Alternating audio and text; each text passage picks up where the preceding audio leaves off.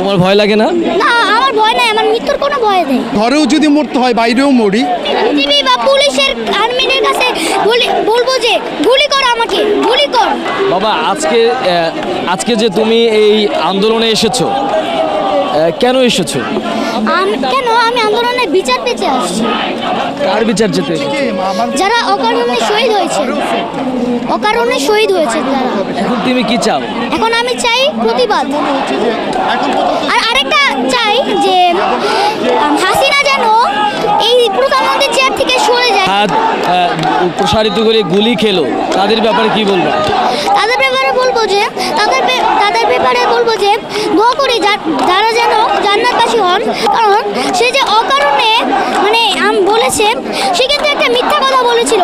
প্রথমে বলেছিল যে রাজাকারের বাচ্চারা কোটা পাবে না, মুক্তিযোদ্ধারা পাবে। আর আবার পরে বলছে যে আমি কি তাদেরকে রাজাকার বলেছি? তারা নিজেই রাজাকার বলছে। তাহলে সে কেন বলল মিথ্যা কথাটা?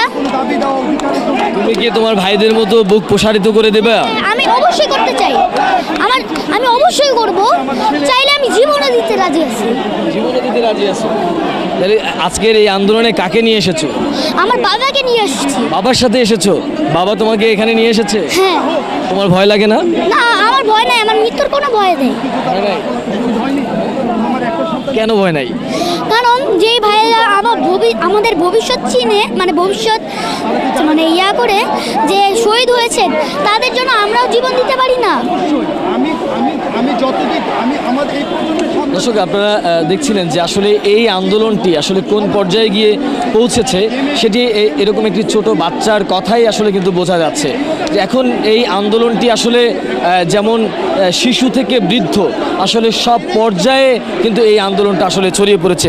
আমরা একটু এই যে শিশুটিকে এই আন্দোলনে নিয়ে এসেছেন তারই পিতা, আমরা একটু তার পিতার মুখ থেকেই শুনবো যে আসলে তার সন্তানকে নিয়ে এই আন্দোলনে যোগ দেওয়ার কারণটা কি।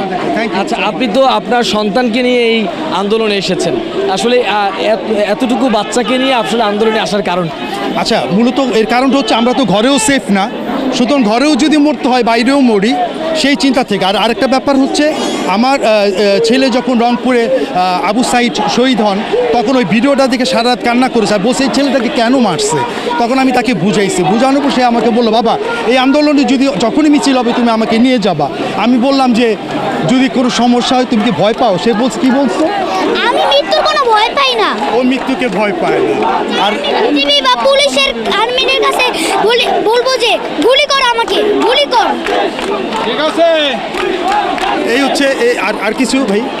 আপনারা দেখছিলেন যে একজন বাবা তার সন্তানকে নিয়ে এসেছেন এবং সন্তান বুক পেতে দিচ্ছেন যে এই অস্ত্রের মুখেও তিনি দুই হাত প্রসারিত করে দিচ্ছেন।